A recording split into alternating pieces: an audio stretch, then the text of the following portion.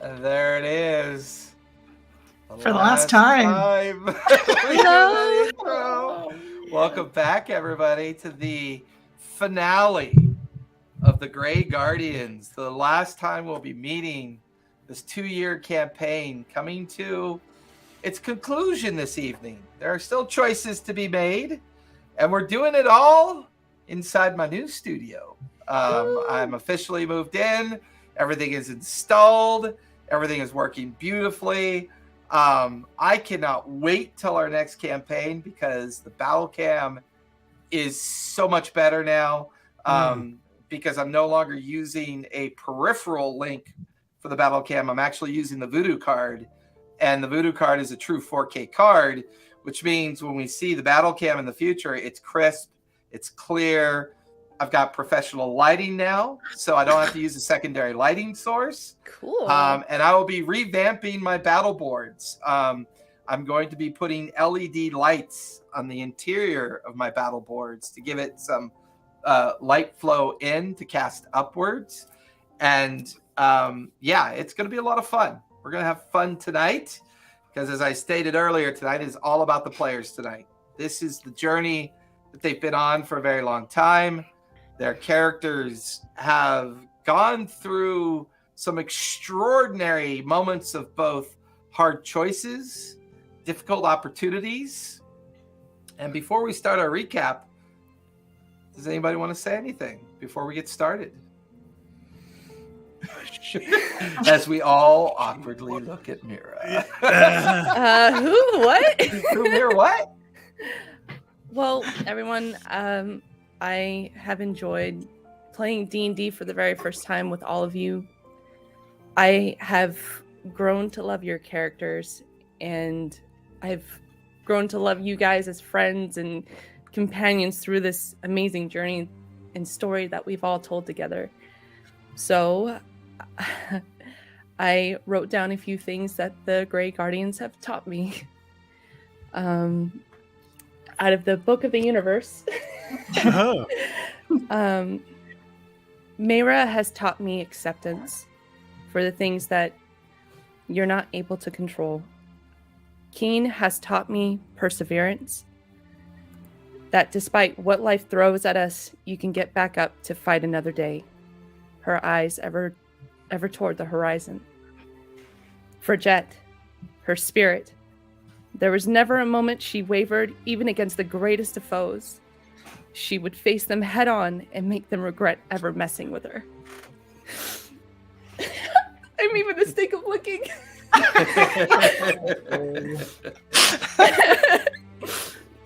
Abraxas, to be present. The only time we have is the now. The importance of your actions of today are what you should focus on. Think of the impact of now that will serve the future. Gork.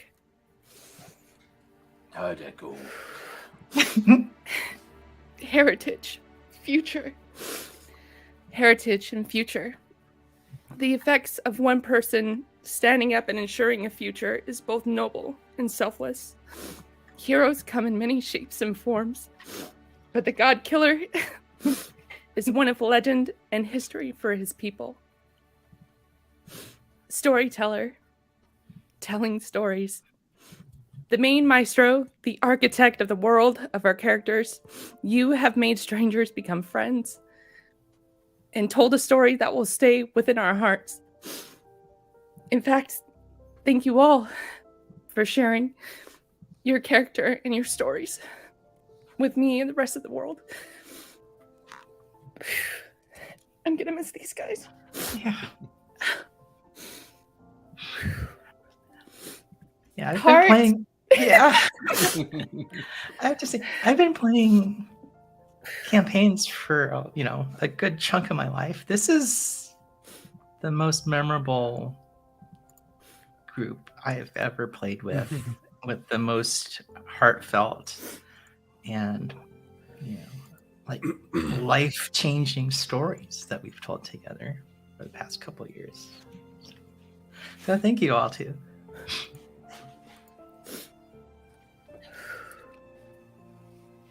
were just like, I ain't talking. Yeah. I was gonna follow you. Hard to believe, 2 years. I know it's that like this has been kind of like the first time I've ever gone from beginning to end with a character, like from bottom to level 20, and I'm thinking back like how like the situation my life was in when I started playing with you guys, just me as a player, and where like I've moved across the country, I got married. I did like I think about it, like my human life is different than when we started, but this has been something that I've like been like something always this kind of constant of looking forward to, like hanging out with you guys, and just this all kind of came out of the COVID idea of like how do we get that feeling? How do I get that feeling back? I was doubtful that I would get that feeling of being around the table again. It's hard. And we're 2 years later, and you're like, I could not have pictured like a better group of people playing with. I've learned mirror metrics.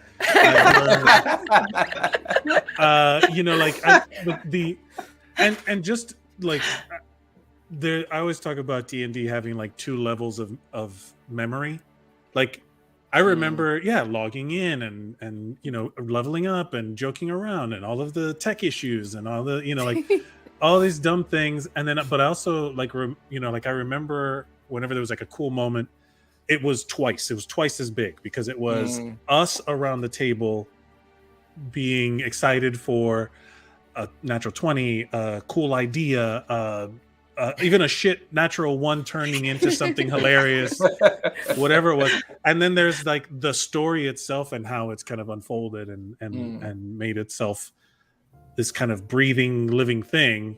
So it's like the memory of us laughing at the natural 1 and natural 20, and then in game having someone like die and what it meant to have to address it. There's like oh shit, those moments of natural 20 when you get to like cheer your friend. I could see it in my mind, clear as day, both sides of it, so this has been like a prime example. Like if anyone wants to see what like a game of D&D can do to like build just like storytelling, camaraderie, friendship, like this has been as clear as I can make it to people, like, hey, this is what D&D is, and this has been the first time I've been able to say that, like all the way through.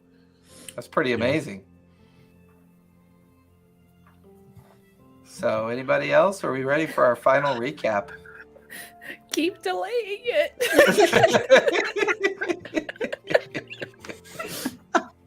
But it's true. We gotta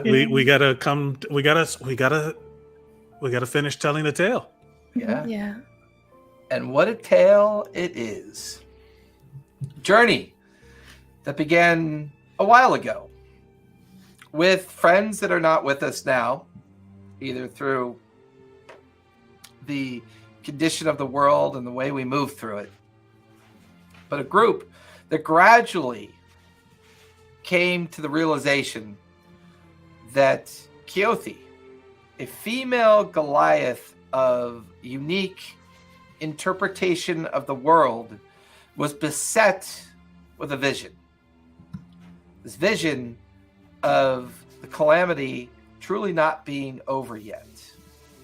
She used her chrono magic to cast herself out into the past and future of the people that she brought in to aid her in the discovery of the books of the 9. These 9 books, not known to her specifically of what they are in power or purpose, but brought about the idea of conclusion. Brought about the idea that maybe if the Calamity were to finally succumb to its end, the suffering of the world could end as well. The great battles and manipulation of empire and monarchs, regions, guild houses, all those looking to seek control and manipulation through the continuous use of the unending magics and things of this world that threaten the continuation and the idea of future. The idea that a future out of millions is the one that could be found amongst many threads and strands of possibility. The journey began with the Sky Elves and the Tundra Ice and the realization that they needed to find the first book. This journey led them with a friend that had to move on at some point. And this friend found some bit of peace and solace with Allura and worked for her for a bit to find clues in the library of Uthadern. The rest of you spent many months traveling, whether it's the first discovery of the Butcher Block, Moradaine's workshop in the deep underground, and what that gave an opportunity for Gork to be able to tinker with some unique magics. Gork discovering his own fate and lineage through the Lava Warrens and realizing the first understanding of their Templar self and the lineage and what it meant. All this culminating in the search of the Valley of the Dead, or Valley of Death. And here, facing off against the Stygian and the book being found there and closing of that gate, not only afforded the opportunity of retrieving yet another book, but the team had brought peace to a valley that had only ever known curse and struggle for a very long time. An unending churn of battle, death, and an inability to hope for a better future. The valley was renamed, and some downtime was given, as many months were spent in the Valley of the Grey. And this valley became a kind of anchor point for the team, as for the first time, Mira was able to place her first life tree. And this life tree reached out to the ethereal and was a beacon to those of her kind looking for a safe haven. And while she had learned of betrayal, she also learned that redemption is just as important as the recognition of when people think they're doing the right thing, only to learn they didn't. And therefore, a particular priestess had set out on a trail of hopefully retrieving and bringing back the Kalishtar to this anchored spot. All of this eventually led to the floating pieces of the fractured citadel, not only bringing it back, but facing off against those that would continue to not only hope to maintain the Calamity's presence, but as each book is found, each shadow memory of the book being affected on the material plane, the team continued, persevered, eventually adding Keen to the group. Eventually, the journey revealing the dream walk of Mira, Keen's haunted past having to be overcome so that while she possessed the first book of 9, having that dark harbinger of guilt and insecurity finally being exorcised. Abraxas's journey of discovery of the chronomagic and this new god called Chronos, and this idea of time dilation, what time really means, time versus memory versus journey versus experience, and the power that we absorb from it. For Jet finally taking the mantle and the staff, and the few truth seekers that remain but do survive, being given an opportunity of a future of their own. Perhaps it will be somewhere else or someplace else, but by far the toughest title to carry, the title of Godslayer. And here this team of 5 met against a creature, a daughter of Asmodeus, seeking out the conclusion of the Calamity and the revelation of memory, that the books themselves are the contained memories of the period of founding and how the betrayer gods were put into their prisons.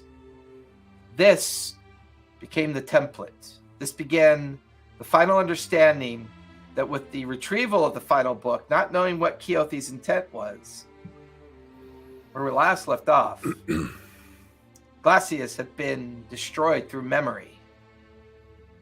Her betrayal of her father and her father's response to that betrayal, causing her to hesitate, allowing Abraxas to plunge the temporal sword into the chest of Glacius, fracturing her material anchor. It was at that moment, at that point in time, revealed to Keothi, and the chronomagic that she was using finally came to its end. And she appeared. She appeared with all of the allies that you guys have made. The Sky Elves, the great herds of Yeti, the Vikings and the Orcs of the Grey Valley. All the allies that have been affected by what you've done can be seen moving towards the great host that is coming out of the gates of Avernus. Here, Keothi makes her stand, tossing the book, the final book, over to Abraxas, and then creating a temporal shunt of her own to get you back to the Citadel.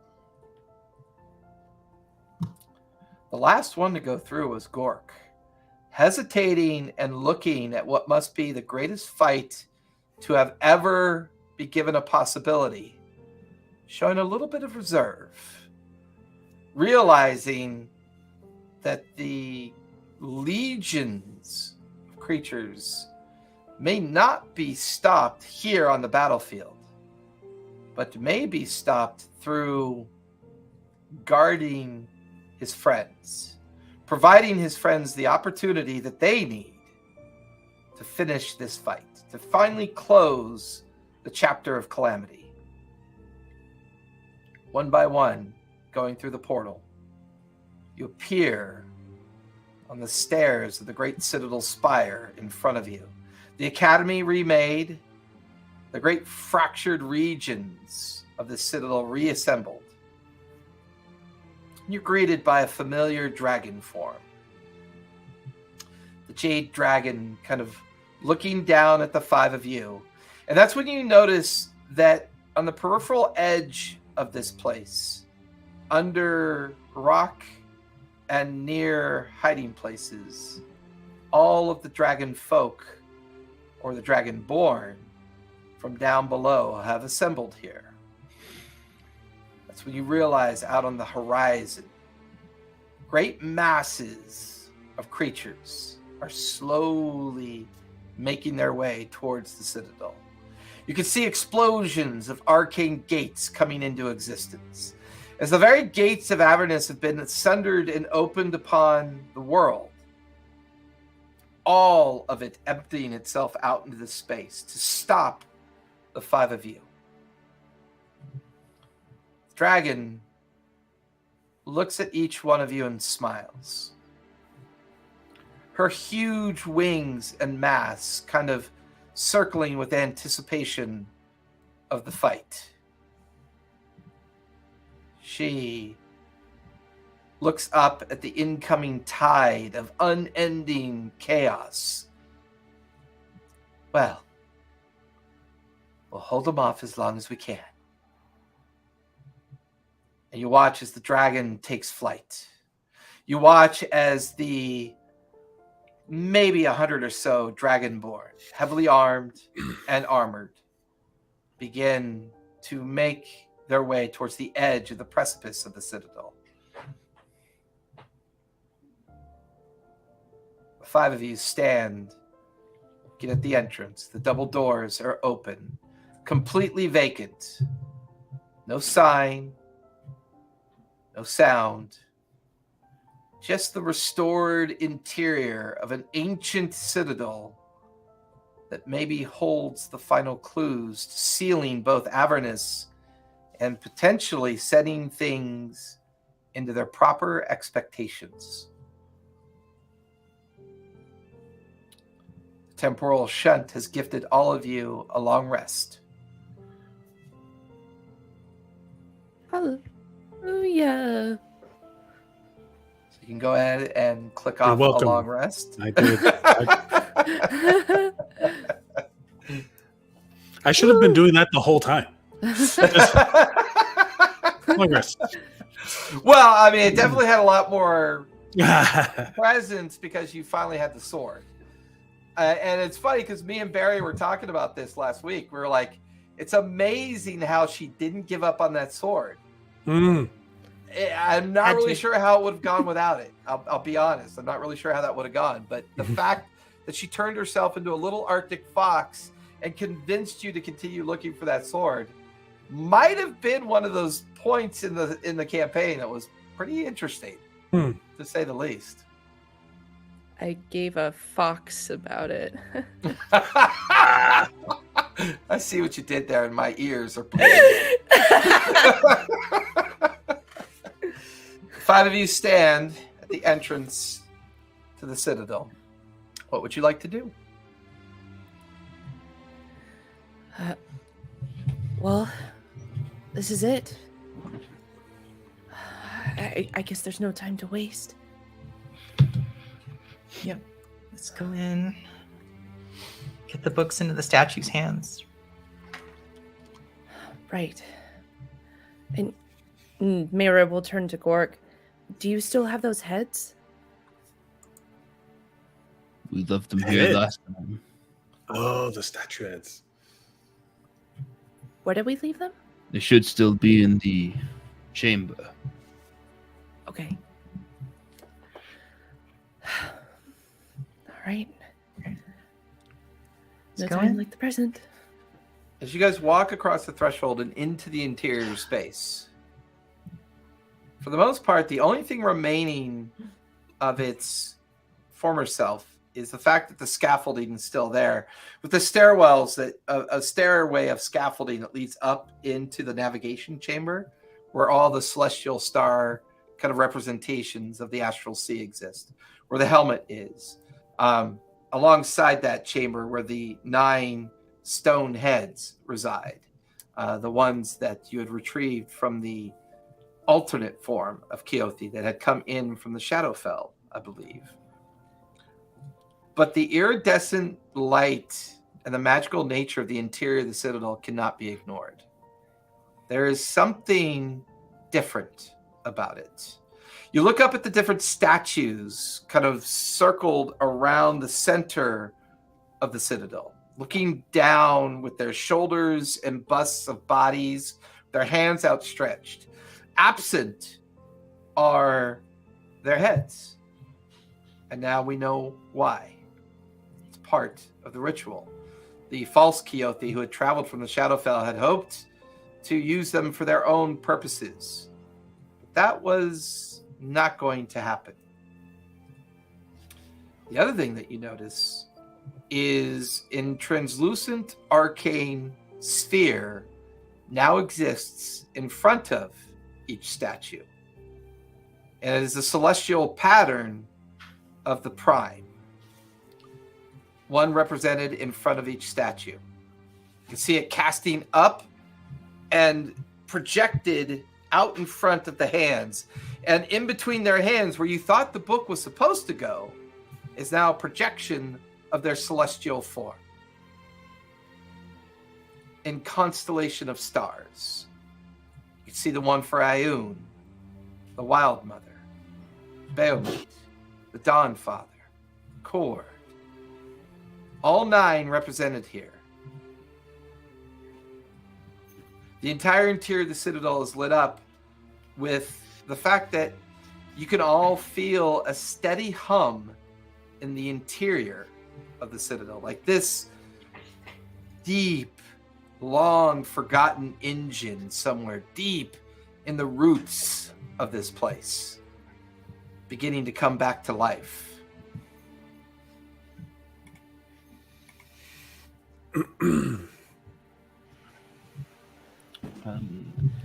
So the heads are still laying on the ground where we left them.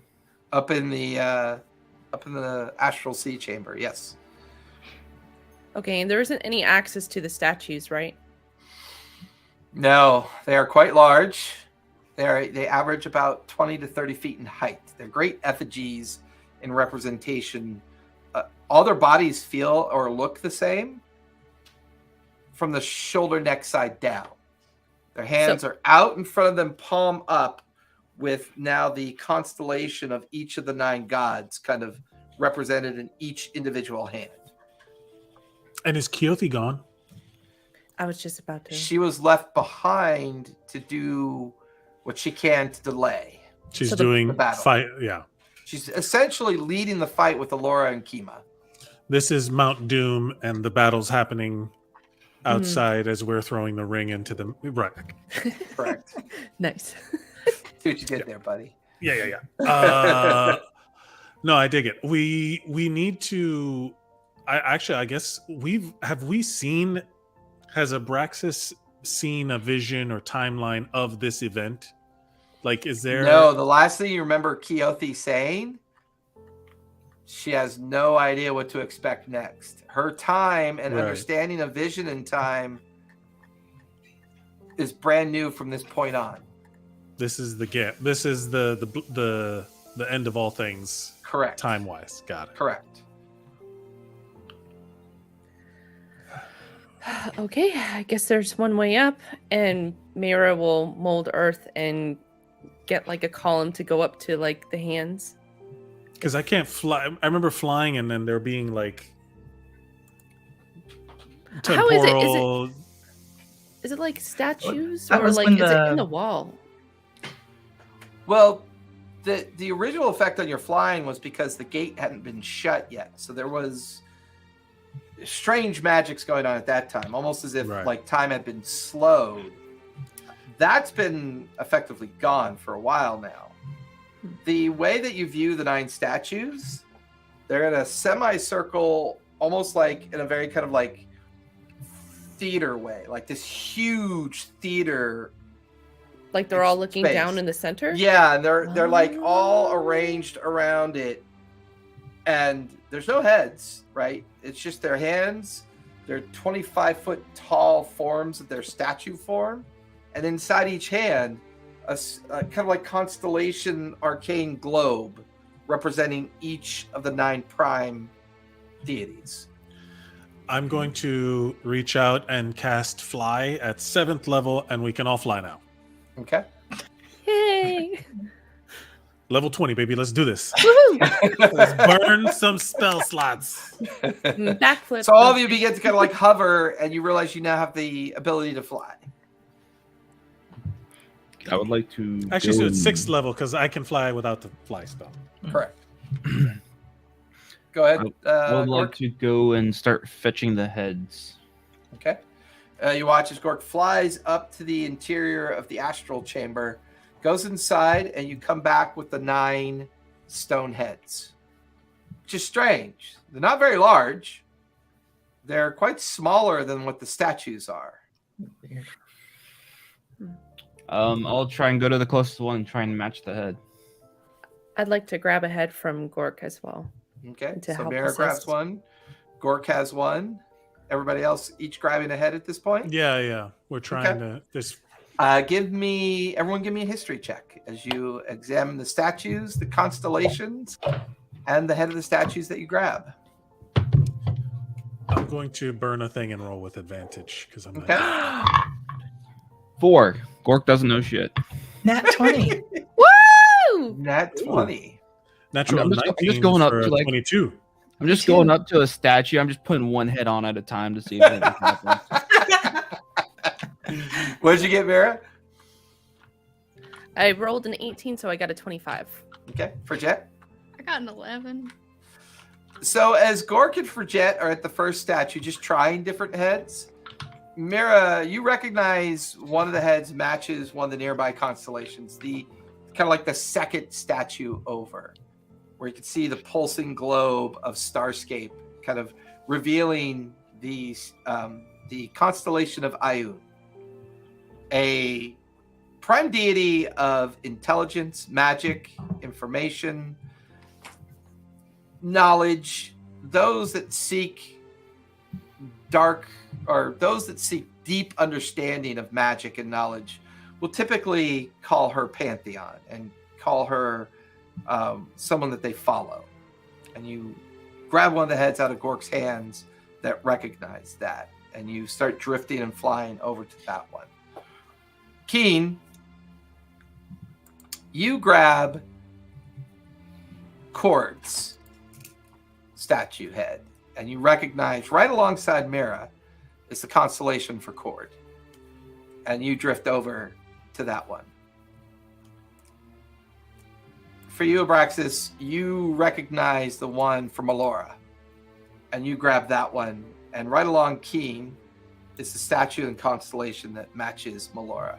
Cord, a god of strength. Melora, a goddess of beauty and nature. For Jet, between you and Gork, the two of you identify a fourth one. You two identify the Raven Queen, and realize the first statue that the two of you are dealing with is the Raven Queen's representation in star form. But as all of you hold these statue heads to the statue bodies, the heads are tiny in comparison.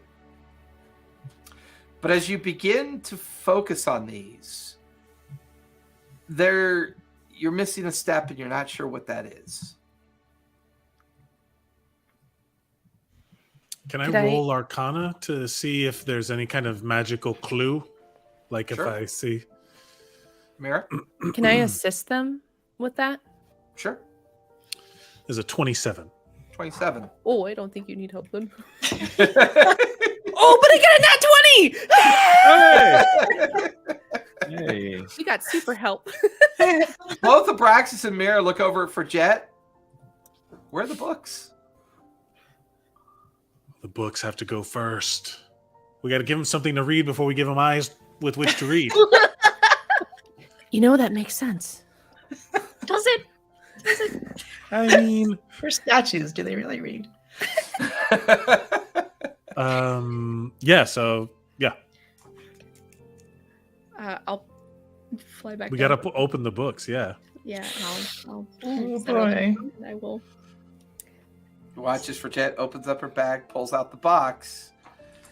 The box is humming with an arcane energy. Like you can feel it vibrate in your hands as you pull it out. You flip open the books. Here, finally revealed on each book, is the name of each betrayer god. Ooh. Because these books are memory, it's beginning to make sense, but you're not really sure how to do this. But you have to match book to statue, and you have to do it in such a way that you get the feeling that these are aligned with the idea of countering betrayer god with a prime god. Mm. Almost like the memory of the book might reveal which prime god captured which betrayer god. And maybe that's how they keep this secret. Maybe this is how they keep these books safe. Maybe this is what it means to finally end Calamity. To put the books in their proper order, with the proper deity's representation, and then maybe placing the stone headdress on each statue is what brings all this to its conclusion. But Braxis, you're going to be the only one that would have a lingering memory of just how dangerous opening these books could be. I mean, I'm sharing everything. So Yeah. there's no secrets. There's no timeline hidden things. every one of me is expressing to every one of them their history. No So I whammy wouldn't know- jammies. Yeah, nothing hidden. The shining a light on all.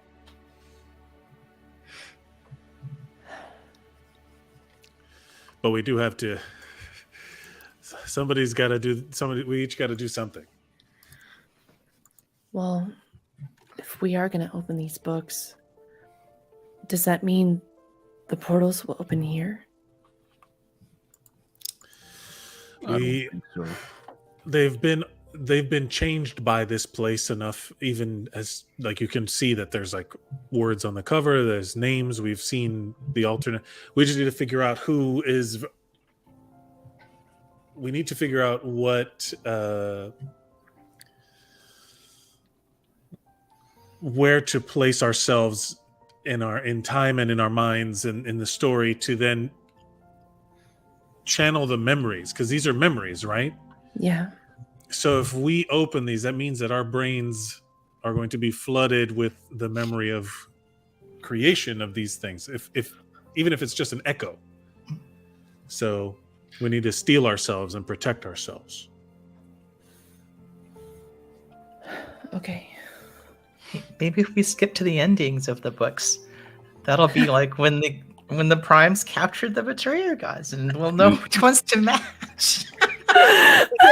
First, so you know what? Spoiler Yeah. alert! Do we have to have the books open to like a specific point? When we originally came here the first time, weren't we gifted a vision of the ceremony Mhm. being done? Yes. Of one timeline. I don't know if And it got interrupted by the explosion. right. Yeah. So You're like, God, defeating And such- Asmodeus' daughter was way easier than this. thus I lose my therefore, brain. It's not good. I'm just importantly, Let's just go over to Fridge Jam. Like, whoa, just let me see one of the books then. I'm gonna try and just open it up and grab one. ain't no way to do it but to do it. Let's do it. I'll Okay. cast Which protection book of- do you hand Gork for, Jet? I will. There I are will- 9. I will I- cast protection of evil and good on myself. Okay. I'm preparing resurrection. There is the Book of Asmodeus, the Book of Bane, the Book of Gramush, Book of Lolth, There's a Dune, Tiamat, Torog, Vecna, and Zaire. Oh, you said Book of Grimush. Give me that. There's your guy. Give me. I was gonna give you the one with the god that you like already beat up, but that's fine. Right? It was because that was Gramush versus Zeriel, no? Mm-mm. I don't remember. It was Zerial, yeah. It was the Avernus book. Sorry. I'm just go ahead Yeah. and take that. And just... Gork, go ahead and give me a wisdom save, please. Fantastic.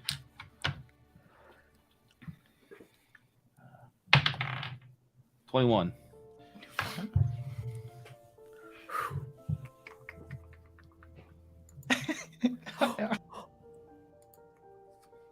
Oops, wrong one. My bad. Oh, I'm back, baby. Gork, you are adrift. Your mind circles in such a way that you suddenly can hear the drums, the war horns, and you're standing amongst thousands of orcs. Thousands. As far as the eye can see. You look to your right and your left. On either side of you, your heritage, your lineage, your ancestors, all those that visit you in their translucent magical form as you've invoked the memory of those lineages. This feels more real, more complete, like you're there. You could hear the guttural growls of dozens of orc, beating hammers, bashing shields, staring across the vast plains. And here, moving amongst the orc, a strange kind of demon-like visage, bolstering, commanding, forcing these Templars to do its bidding, and a great sadness washing over you, and the thrum of Grumash's drum beating in your mind. On the opposite landscape, so many elves, humans, and other lineages in great defensive positions. The presence of the gods are here, and you could feel it, except for one. You could hear the anger and the seething hate of Grumash's drum in your mind, and the thrum of lies. The great lie that Zarel told the Templars and brought them here to their doom. You watch as a single wizard begins to glide up and out of the massed throngs of the opposition and floats there. Begins to invoke Ioun's wrath and all the knowledge of the lie being poured into the masses below. And in this moment of confusion, you watch as great clouds of arrows, chromatic dragons of gold, brass, and silver, and copper, beginning to descend in and towards the lines of the Templars. And then you blink. You guys watch as Gork's presence is back. His mind no longer looking away. And without even reacting, Gork takes the book, walks over to the statue of Ioun, and places Grumash's book into its hands. He did.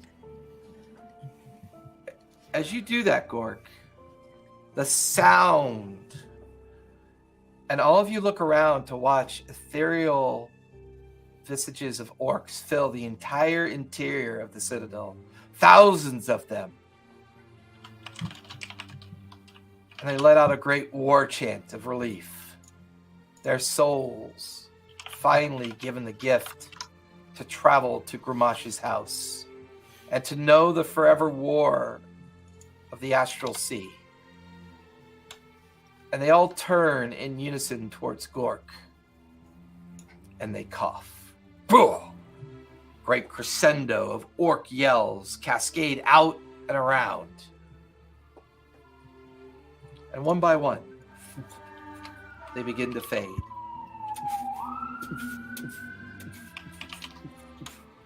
Save for one. The original parentage of Gork's line. The first of the Templars. The first who fell sway to Zarel, condemning this line of orc to perpetual servitude. It steps forward. I knew it was you. I knew you would be the one that would free us from this. Thank you. And just for a moment, there's a smile, and they fade. And as they fade, you watch as one of the statue heads goes to full sight. And it's a visage of Ioun. Her great Ioun stone eye in her forehead. So whoever had the Ioun statue and head would watch it come to full fruition. The book in the hands, the celestial map sparking, the head kind of adhering to the statue, and then the Ioun stone in the head flaring. The first of 9 is concluded. The relief given to those souls trapped and lied to at the time of the betrayal of Zarel. Grimash's book, safely in the hands of Ioun, safely in the knowledge of the deep secret, finally concluded. And you watch as a bright, kind of like cone of energy lashes up in the direction of the astral chamber. And as it hits the astral chamber, the thrum of the citadel gets louder. The thrum of a deep, long-forgotten engine gaining more power. I do not think the books are dangerous here. That was excellent.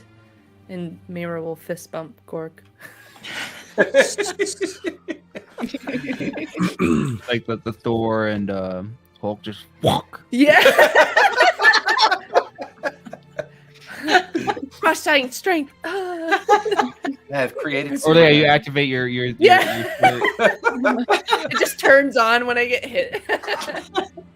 I've created super nerds. I apologize.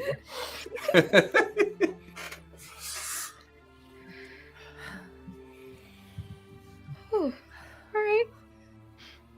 Well, who's next? I guess I'll by one. I guess I'll go. And Mira is just gonna gingerly like put out her hands and just like shaking and grab a book. As you do, your hand wraps around the Book of Thera's Doom. Betrayer god of destruction, chaos. The antithesis of Melora.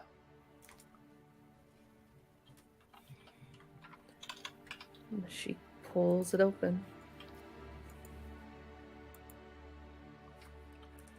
As you open this book,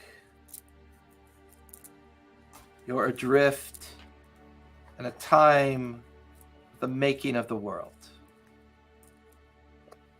The gods may be present, they may not be. It's always hard to know.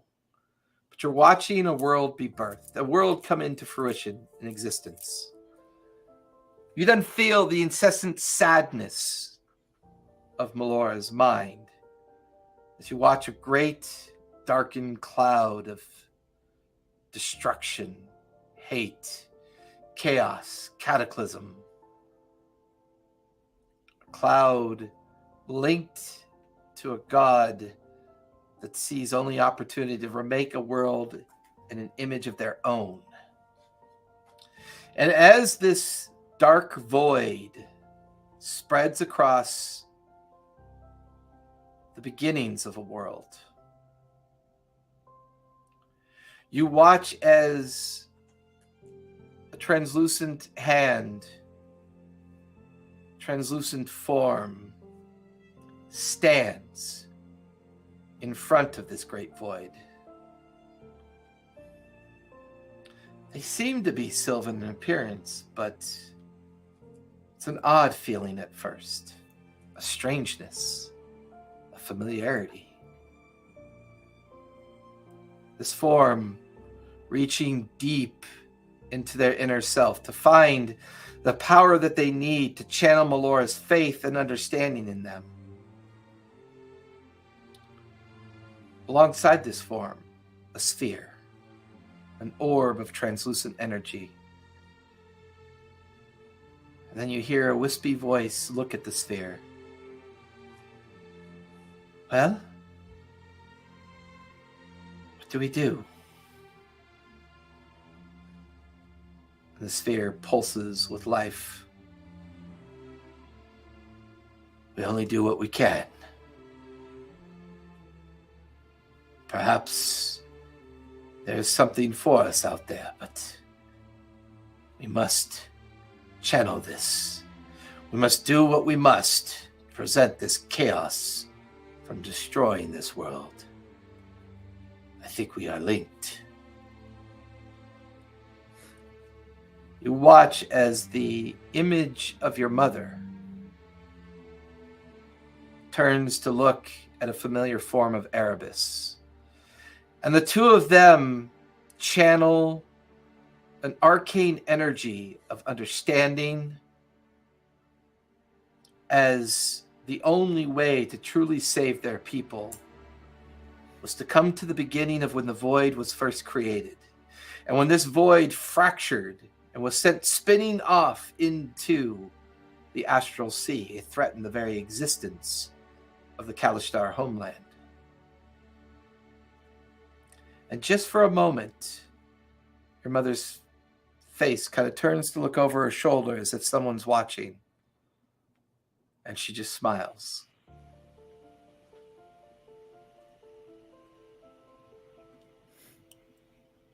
You're not so far away.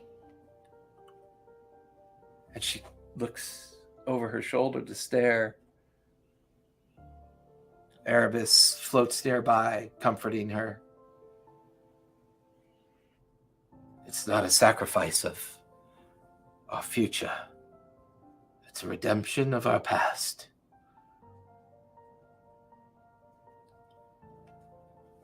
Your mother smiles in your direction yet again. She turns and floats towards what she believes to be you, but she can't quite see you. You can hear her voice. I'm not dead. I exist now because you and your friends have done the one thing that others of us could not do. And I am taking this opportunity to set things right. She looks over her shoulder away from you to see the ever-creeping, growing void getting closer and closer.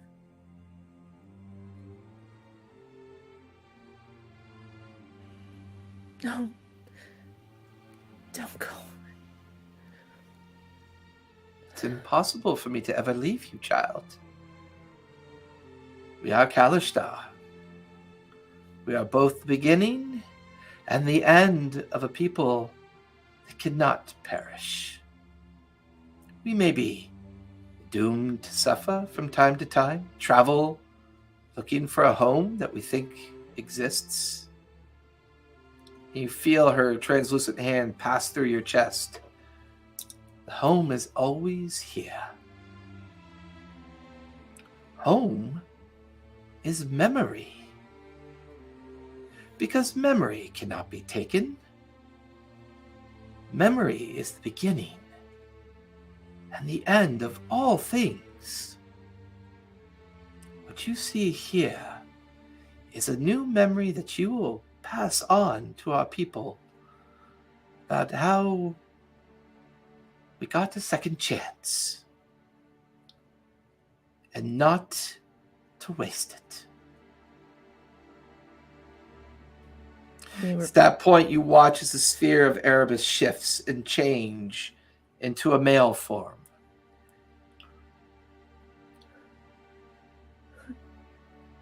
And looks at you. You're not looking too bad there, Erebus. As your mother says, I am the first of Kalishtar. I am truly the beginning. Your mother is the end. Our line can never be broken. You are the daughter of a future yet to be told. You and your friends have given us this opportunity.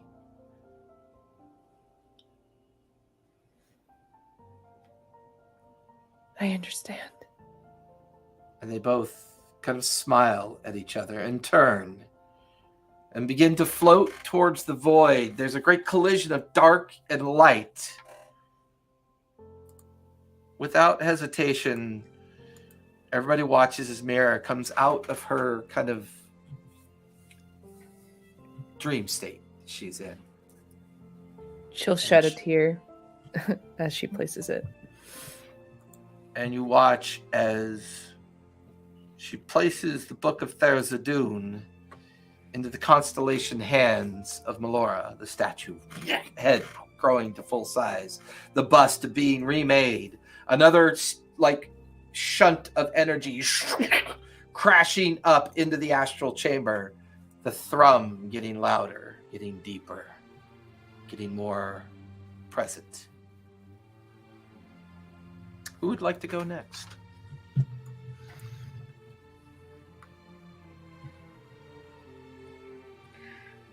I'll go ahead and take a book then. Let's see, which one should you take? Oh, you reach in and you grab a book with a decrepit hand on it and an eye in its palm. And you pick up the Book of Vecna. And you feel your mind begin to be pulled in to a memory. And here, you feel yourself drift down and out, swirling into a morass. And as you do, you're being pulled through many defeats that this god has suffered. At one point, you are looking down upon a great city on the back of a massive titan. And there you could see 7 individuals fighting for their lives. Vasselheim down below, suffering from these creatures. A great battle is ensuing below you. You drift through this battle. You drift through time.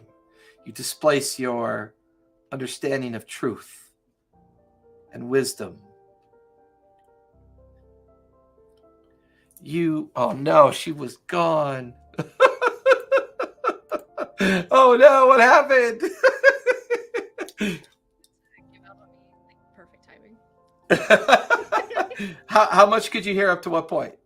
I picked up the book of Vecna. Okay. So as you drift through the memories of Vecna's defeats, it's a point where you're looking down upon a great city that you would know as Thermopylae, on the back of a great titan. And there in battle is Vecna with 7 individuals you do not recognize. And the battle rages. The cataclysm of it ebbs back and forth, back and forth. And you pass through this memory of defeat.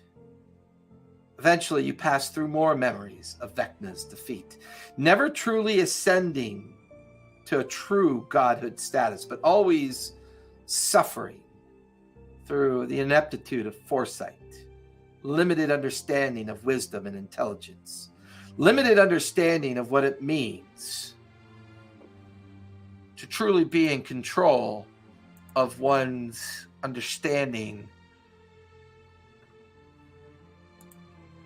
of intelligence, planning, strength. You're on the back of a dragon, flying high over the unending battlefield down below. You look at your gnarled gnomish hands. You see the staff in one hand, and you're wearing the mantle. But you are the first of the truth seekers. You remembered this vision before.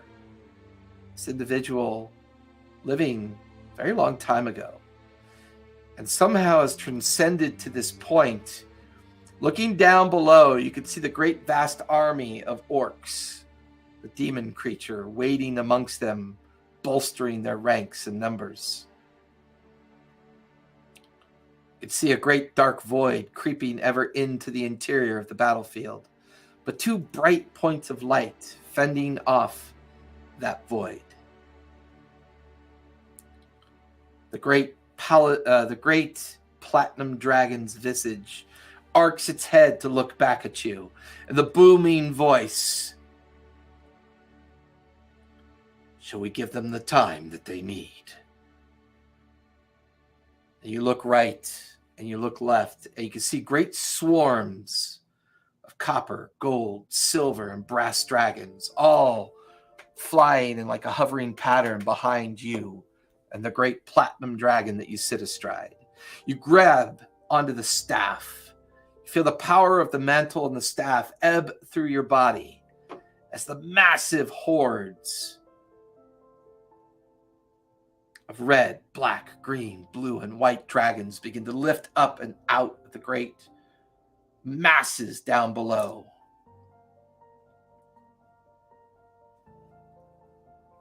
The form of Bahamut fills you with the strength that you need.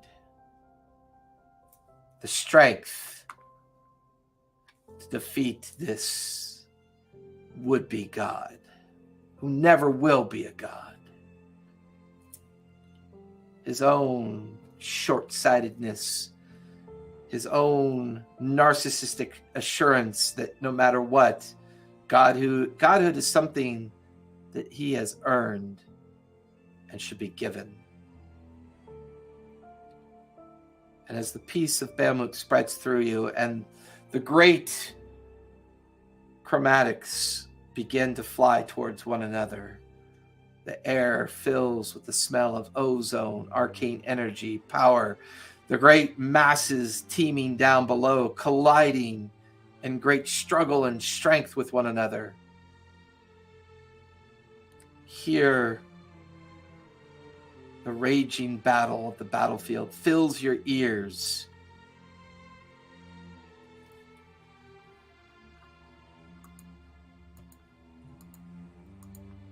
All of you watch as Fridget drifts over with the Book of Vecna and places it in the celestial star pattern of Bahamut. She then walks over to the stack of heads, statuesque heads, pulls out Bahamut's effigy, places it in its spot, and a third column of energy arches up into the astral platform up above, the thrum of the citadel getting ever louder.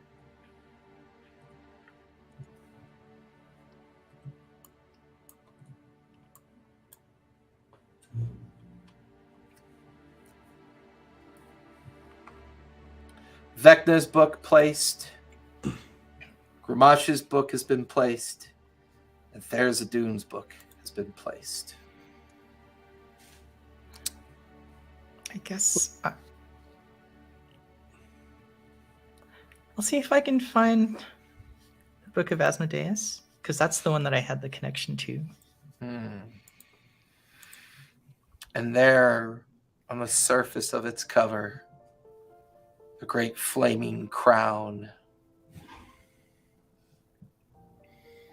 The crown, the keeper of the nine hells. The crown, the beginning and the ending, the story of the betrayer gods. Both father and mother to their heritage. And you pick up the book and you grasp onto it.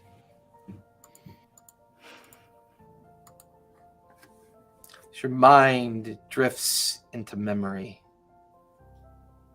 Here, it starts and begins the redemption of yourself, coming to terms with what you were and what you've now become.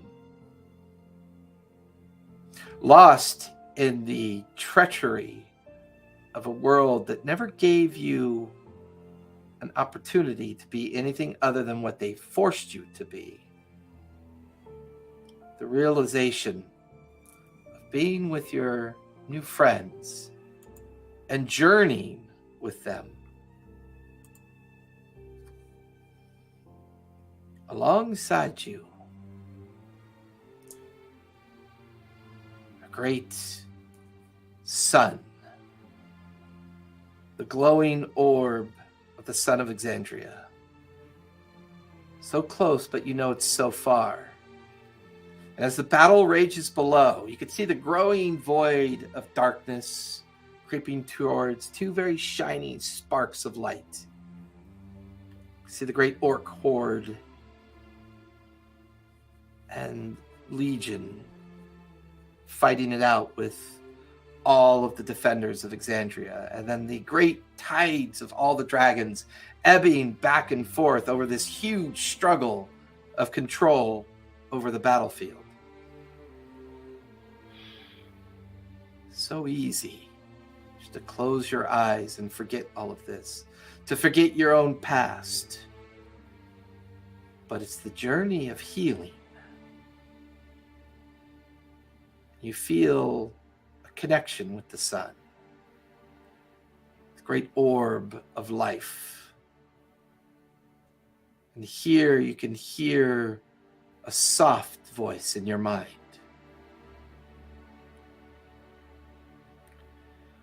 The darkness of our past does not dictate our future.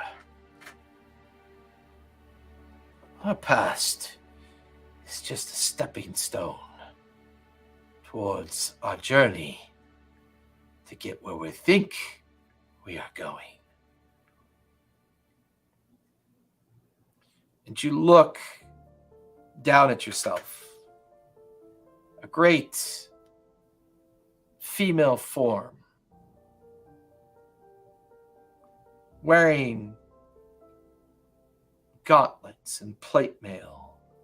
And although you can't see your physical self, you feel strength. You feel the power of Pelor course through your form. The healing touch of their words in your mind.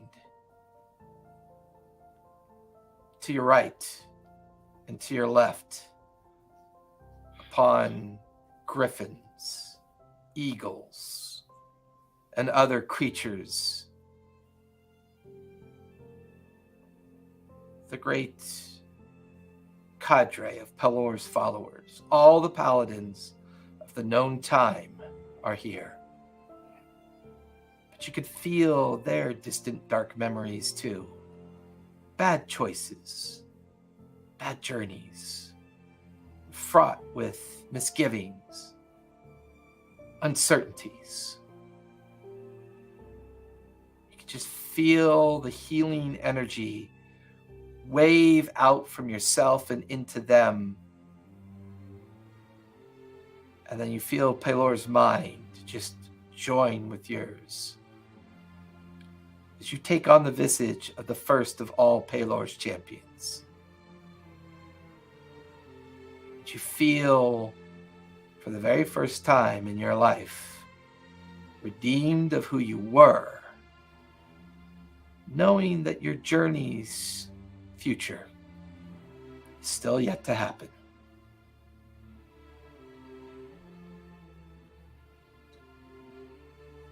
And as you come out of the confines of the memory, you take the Book of Asmodeus and you walk over to the constellation that represents Pelor. Placing the book in its hands, the great statue head coming back into its rightful condition, placed upon the shoulders and bust. A fourth column of energy arcing up, striking into the astral platform up above. And now all of you can feel the citadel begin to spin on a slight rotation, barely noticeable. Hear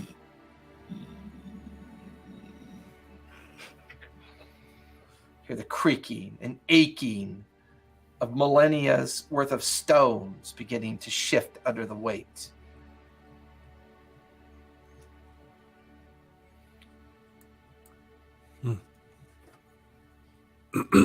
This whole time Abraxas has been like kind of above everyone, just making sure like waiting to see if anything bad happens, just very like in kind of like a protective stance, kind of like wings out, you know. And I'll go grab another book. Yeah. So as Abraxas overlooks this and keeps an eye on things, one by one, the four of you grab remaining books. You relive the memory of the beginnings of Calamity. Each of the Betrayer gods being tied in to each of the Prime. You relive those memories. The great battle that was fought. Time and time again, watching it play out below you. There is one final book, though, that still exists. There is one that none of you recognize as you stare at it. Mm. This was the book that Keothi had. It doesn't seem to match any of the Betrayer gods, and it's confusing. The image on its cover, its surface, is a darkened background with 9 symbols anchored around it. And in the middle, a single black star that seems to kind of like pull light into it on its own accord. I'll Yeah. open it. You watch as Gork picks it up. Gork, give me a Constitution save, please. Oh, I'm good at those. Kind of. Nat 20. Nice. 26. You almost feel your entire life essence get pulled into it. And as you're kind of like pulled into it, you hear the sound of a ticking, but it doesn't sound right.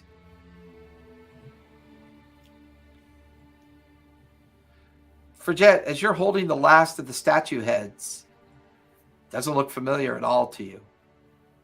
As all the other ones been placed and all the arcs of light come into existence, the final book and the final statue do not seem to have any kind of matching understanding. The 8 points of light striking the underside of the astral platform. Would I notice that something happened to Gork? when You he would have tried noticed that he was like pulled into it and like physically being drawn into it, but his stoic resistance and his physical ability to resist it, he kind of pulls himself out. It's kind of, I don't know if you've ever seen the Army of Darkness, where he physically gets pulled into the Necromonicon and like has to climb out of it. It kind of had that same kind of blurry view. Right. I'm gonna just kind of like go up and be like, "What's wrong? What happened?" Well, it tried to pull me into it. And I didn't get any memories from it, right? No memories, just the sound of a ticking noise, and that was it. It sounds like a clock. You here? We all turned Oh, yeah. I'm gonna be like, "Well, there it is. That's the one." I'm just gonna hold my hand out to just kind of like brace for impact. And you grab it. For flavor, as soon as it touches my hands, the rest of me turns into my trance of water form. Where I kind of like from as soon as the book touches my hand, from my hand through the rest of my body, it's just going to like liquefy and solidify into like my higher self form. What? My trance. You've seen it. Yeah, and the moment that I'm Gork still put- excited. Yeah. But it's not good. It's just but I'm gonna do it like instinctual, like it's almost like the thing is protecting me from the book. Right. Cool. And the moment that book strikes your hand,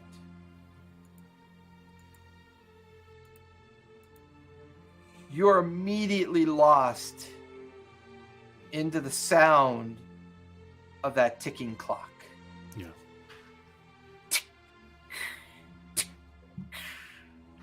Constant, pervasive. And as your memory drifts, all around you is both darkness and light. You could see a figure on one end of your peripheral and another figure on the other end. And as the ticking pervades, gradually the two figures combine. And it's a brightness. This brightness that immediately begins to absorb the darkness around it, giving it a kind of effervescence. And you watch this form kind of float up to your mind's eye, your visage. The form itself is memorable to you. It is Mechanicus in its purest of form. The clockwork of its form is beyond perfect. The gearwork, the magic of the coils and springs, the cabling, the liquid kind of metal shimmering through its form, never truly giving off its face, hanging from what should be the silhouette of its head, 8 tendrils of light. And then you watch as a 9th tendril comes into existence. The ticking slows, and gradually begins to fade. A form, a voice unlike anything you've ever heard before. The faith of those of time can be the most important ones of all. There is always beauty in nature, healing and redemption, wisdom and understanding, power and strength. These are the things that are controlled by the most important thing, time. None of these things can exist without it. Your acceptance of me and your faith in what I can become. I choose you, Abraxas, my first champion.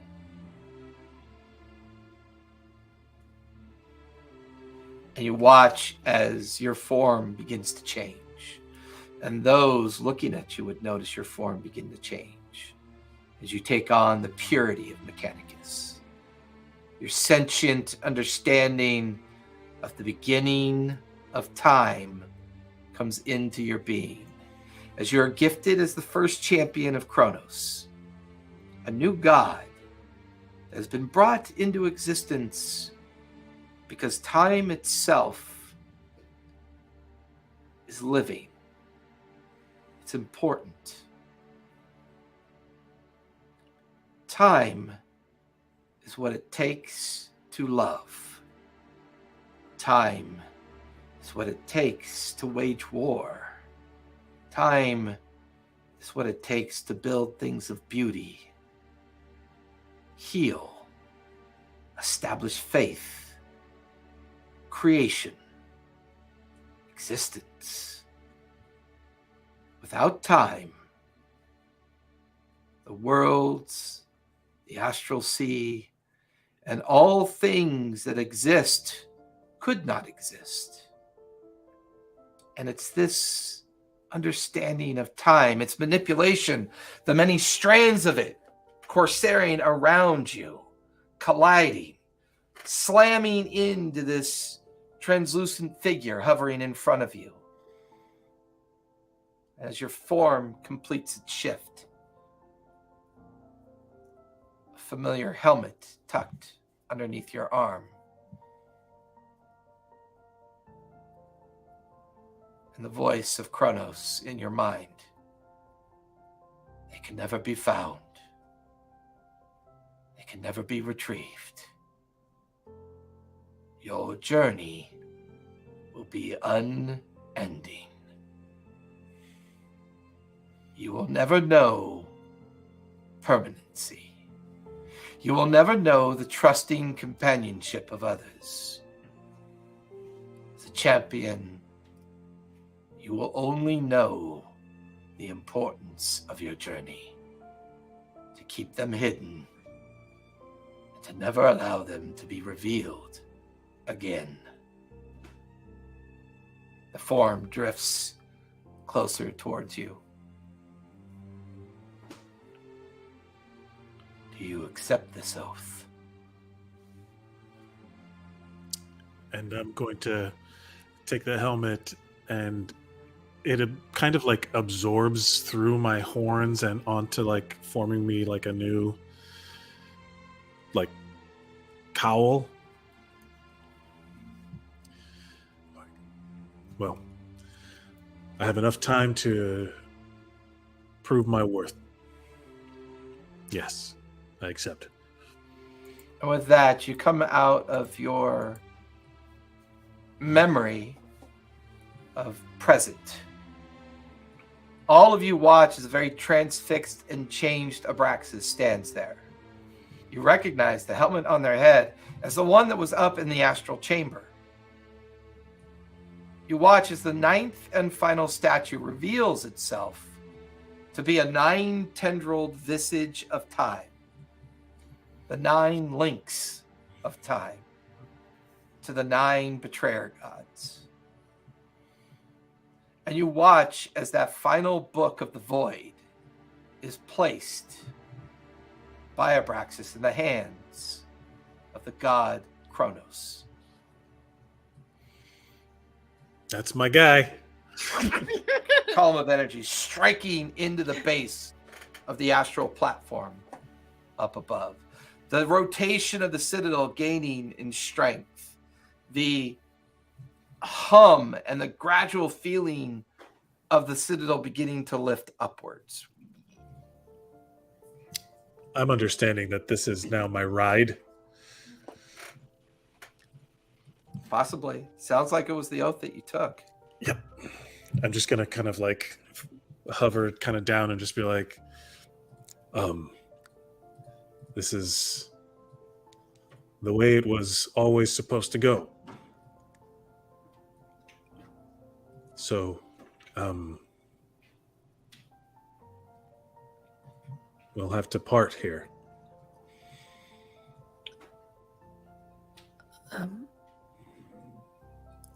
No. This has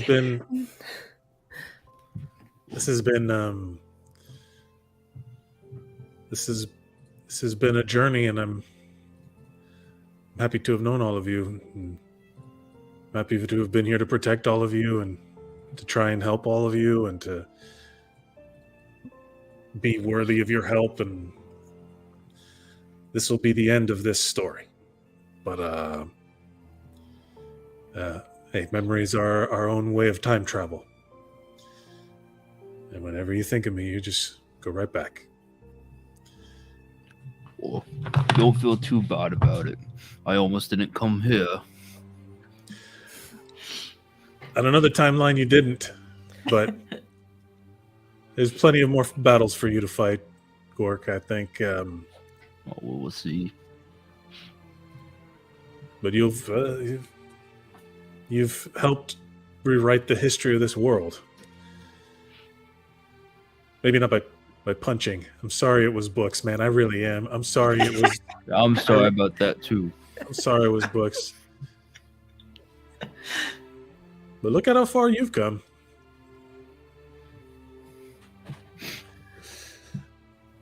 I just kind of like look around at everybody.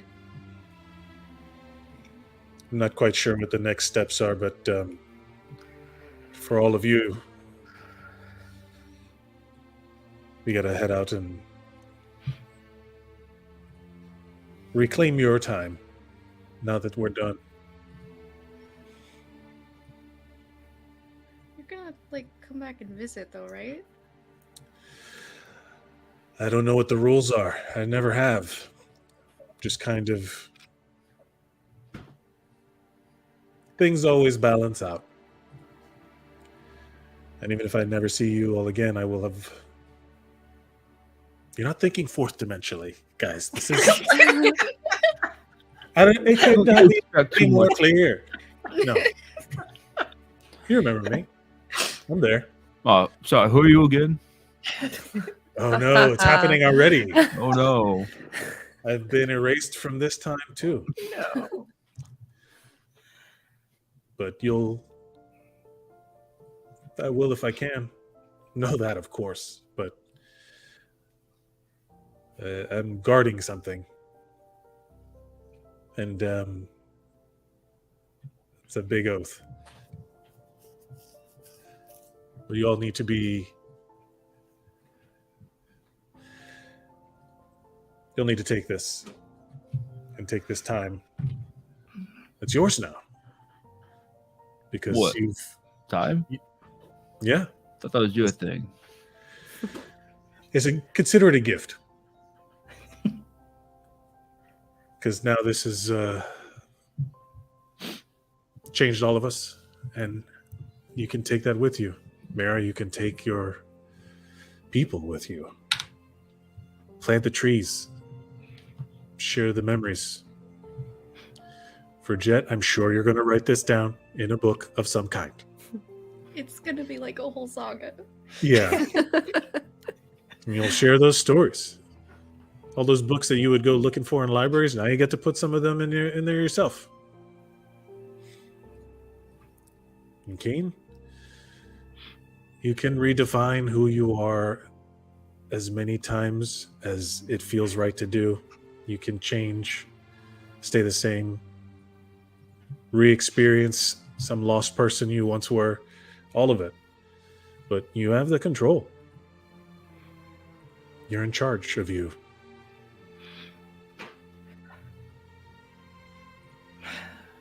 Praxis, you've always been the one to take care of all of us, and now you're going to be taking care of everything. I mean, yeah. Well, you were there to take care of. You're the team. This was always the team. The path. And I'll take care of everyone who. Just think of it as I'm just adding more people, more life, more time to the things that I'm taking care of. Oops, the things that I'm taking care of. But Yeah. Who's gonna take care of you? I got time on my side. I'll take care of all the. Let's think of every time, idiom, phrase, everything, reference, pun. No, I got nothing but time. And I think this was whatever pain you experienced, you know, that changes you also. It guides you. It, you know, I got you. And it'll be my privilege and honor to not just take care of everybody, to know that by taking care of all of this, I'm taking care of you for.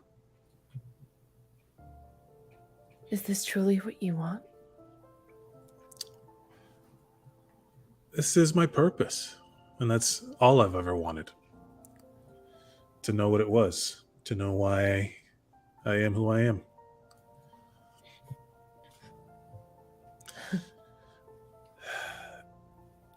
I don't know what form I would have taken in every other timeline. I've seen some, and maybe part of me is... Maybe it took my metallic skin to take the Mechanicus energy that formed me as when I was an egg. I don't know. I don't know what combinations. There's a seeming, on an infinite number of timelines, the infinite is possible. So everything is possible. with enough time. And yet, this is the one where you land among the stars. Isn't that cool? A Draco. That's gonna be pretty dope. That's gonna be pretty dope. The Draco and the stars. Should name a constellation after you. Keen, talk to Allura about that. He seems, Keen, get on it. he seems important enough to. No. Hey, just. And you know what I'm gonna do? I'm gonna pull my amulet off, and temporarily create four variations of it, and from different timelines, and just kind of like have them take form and split. And on the Abraxas amulet, there's like glyphs and things that, like in common, look like they spell my name. And I was like, and I'm just going to be like, if we each keep these, we'll have something that vibrates with the same temporal signature. And if there's ever a time I can come back and, well, not if there's ever a time. If time ever allows, this will be how I find you. And it's a little star-shaped amulet that kind of mimics the star on the cover of that book that we saw. The 5-pointed star. I'm gonna be like, oh right. Oh my god, I'm such an idiot. This is the time. Oh, never mind. And I just kind of hand. Well, look, it looks like I still got a lot to learn. Well, you'll figure it out. I mean, time is on our side, excluding the fact that there are unknown number of demons marching this way, and we're just here diddly-daddling. I have a feeling these memories are going to be gone soon, because that's what they are. I mean, time needs... Memories need time to have an anchor in existence. Time is just a series of anchor points for events to have happened in. And I'm about to take all of that away from them. I think. As far as I understand. And then you know what? It's worth a shot. All right. Well, do we have any more of those books? I'll go over to Jet. No, we're done. We're done. That's out. It's all. That was the last one. As the 9 columns of light now connected to the astral platform, you watch as Abraxas begins to float above you, edging up towards the astral platform, but he's bathed in the 9 points of light. They begin to warp around him. Mira's gonna reach up her hand as he's leaving and whisper incantations, and there will be a stone that breaks and a glyph that glows at the bottom of her staff. And Abraxas, you feel a warmth wash over you. And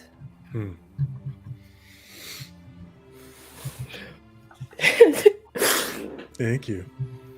As he drifts further away, the light bathing him to the point you could just see his smile, an absolute certainty of purpose. And the light completely absorbs him.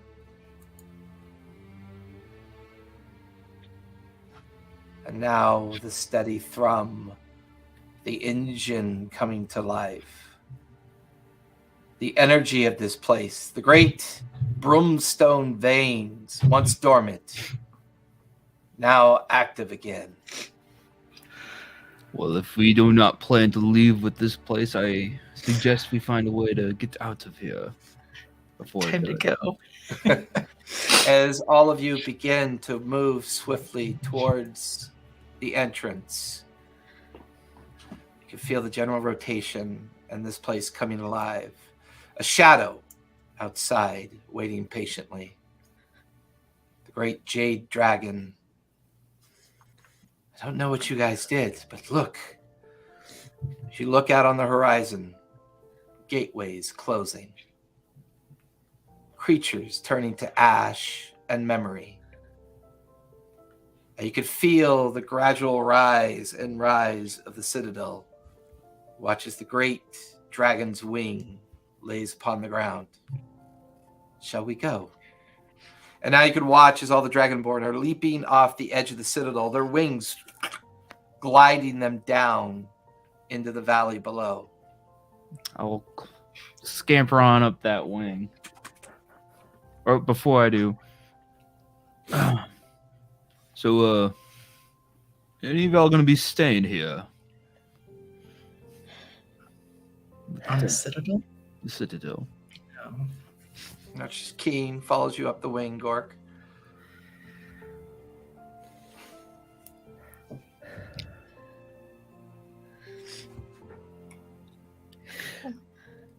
No, I couldn't bring myself to stay here. Watch as Keen helps for Jet up onto the back of the dragon.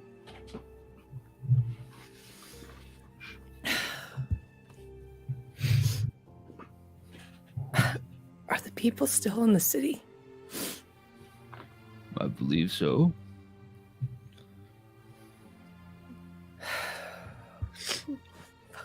You're gonna be staying here with them. And there's still a fight going on? Or the portals are done? I mean, from what you could see from here, whatever you guys have initiated, it's quite possible the portals are closing. And to Abraxas's promise, they are becoming memory. But nothing more.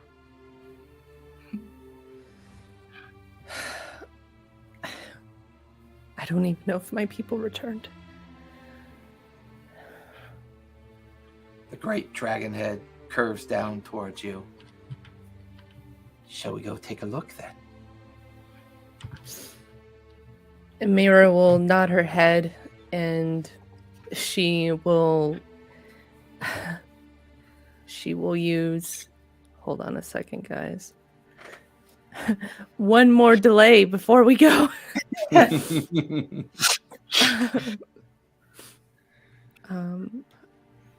know I have it here. Hold on. I'm going to use draconic transformation, and I'm going to take on the visage of a dragon and have the horns come out, and I'm just going to let out a huge roar and belt flames out in honor of Abraxas's sacrifice for all of us.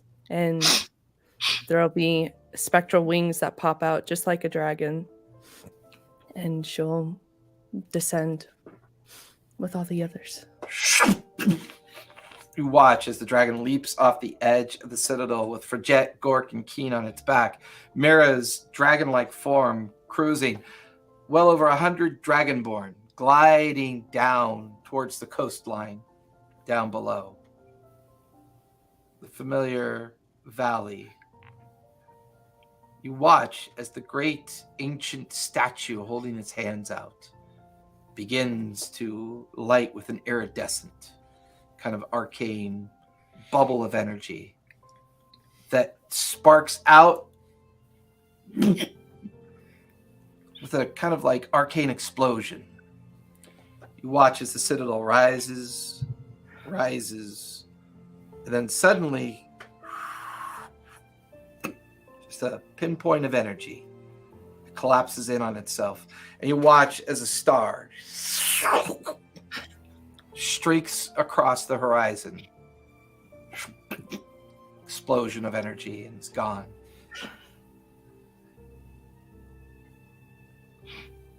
Without even understanding how or why, cascading voices entering all your heads. Allura, Hema, Keothi. All the voices of those that stood their ground. They're gone. The gates are gone. The creatures are gone. And the dragon banks. Mira banks.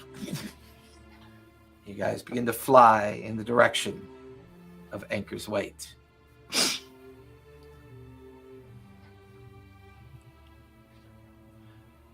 Victories are expensive. While many perished in the defense of the Azure Valley and the birthplace of Ioun, that first year of recovery saw great change in the Greying Lands. And before the celebration of the first anniversary of a comet that passes over this area once a year is to be acknowledged.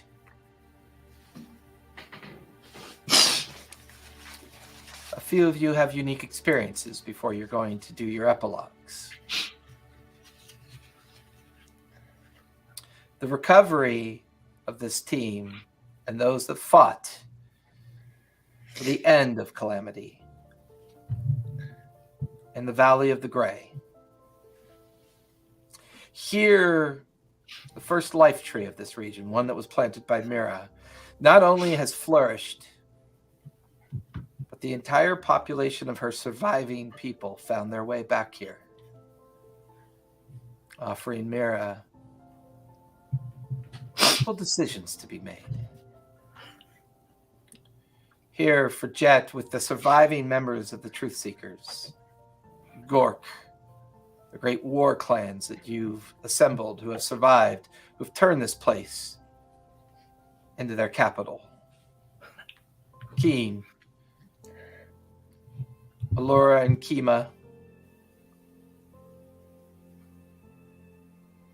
offering you that final opportunity to travel with them.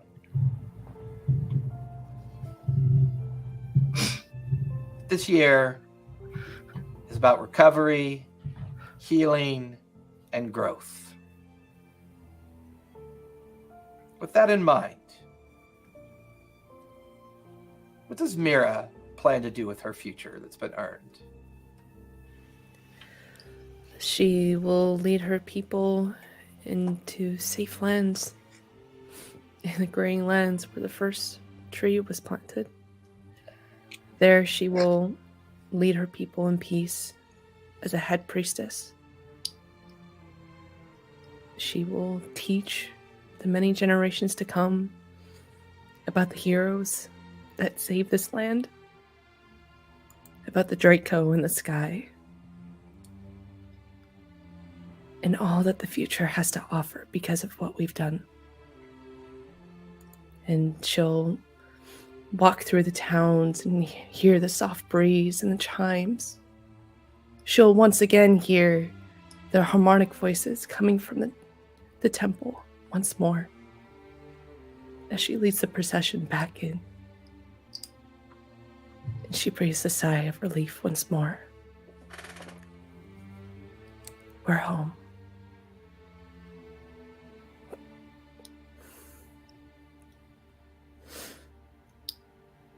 And that's it. What does Fridgette's journey look like? What is her future? Fridgette takes her people, what's left of her people, and she leads them to a new home out of the Gnomeworks city.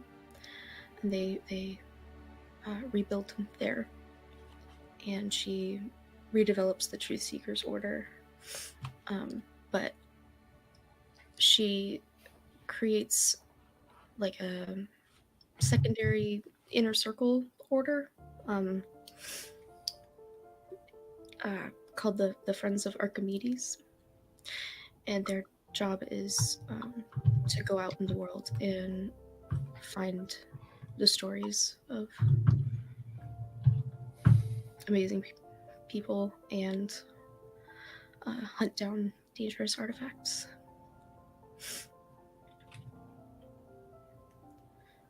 Keen, what does your future look like? Okay. I probably wrote too much.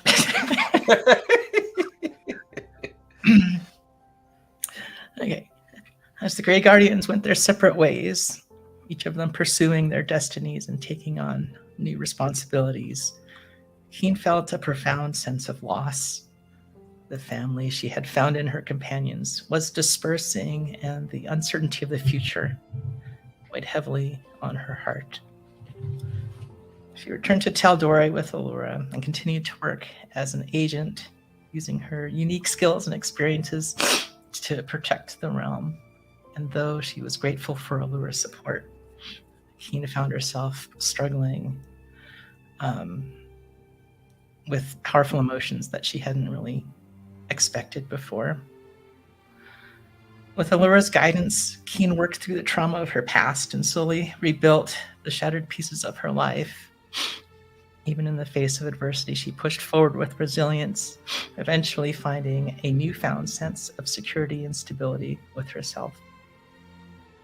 In time, Keen felt strong enough to confess to Trinella, that's the daughter of the people that she had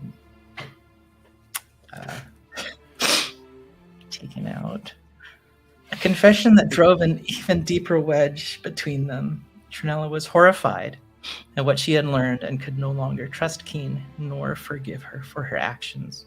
And despite Keen's heartfelt pleas for forgiveness, Trinella severed ties with her former friend and mentor. I might cry.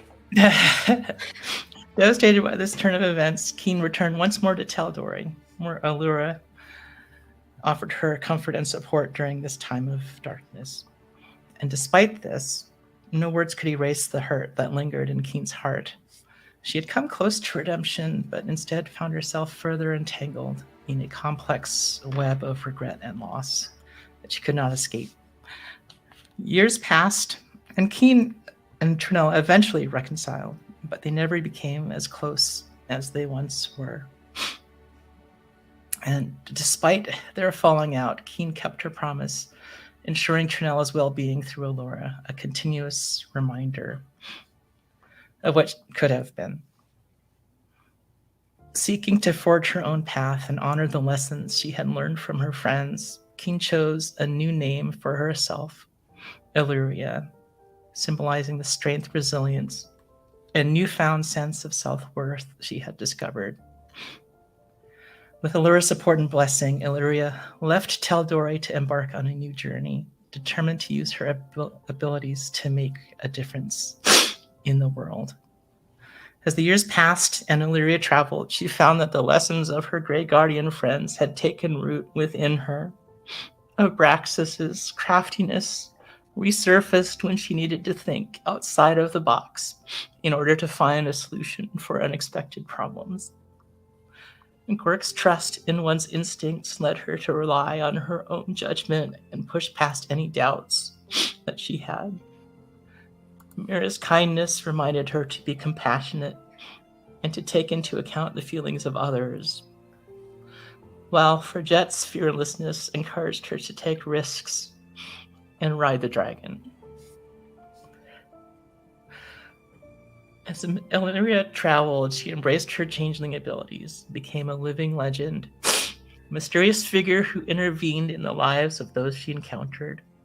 Known in the tales and songs as Illyria the Grey, she delivered justice to the wicked, aided those in need, and rewarded kindness where she found it.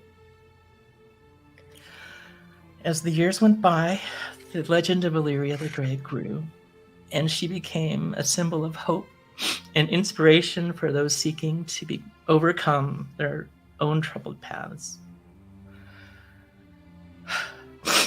The woman once known as Keen had finally found her true identity, and with it, the purpose that had eluded her for so long.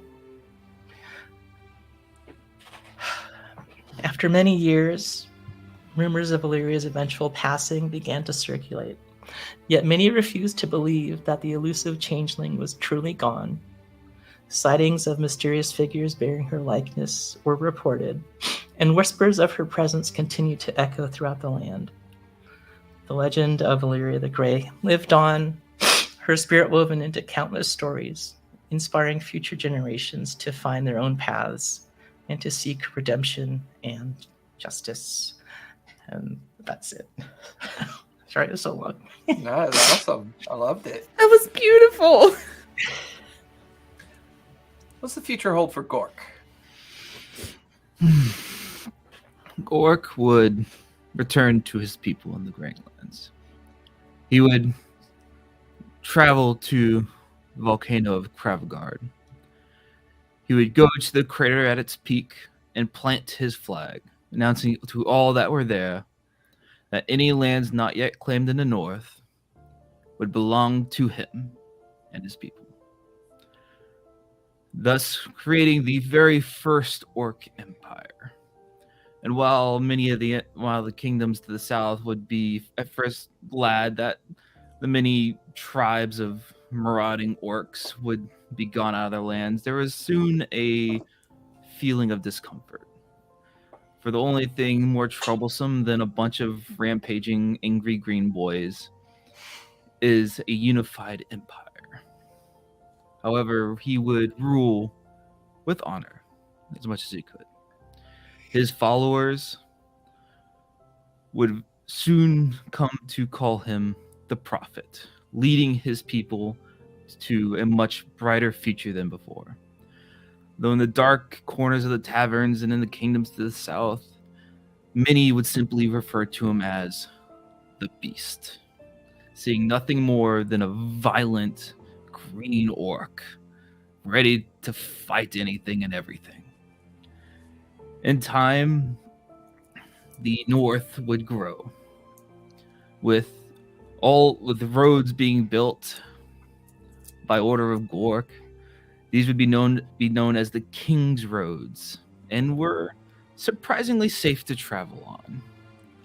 However, travel far from them, off into the wilderness, into the orcs' lands, and you may find yourself paying quite unreasonable taxes or entry fees, as the ever impatient orc kind would constantly be fighting one another.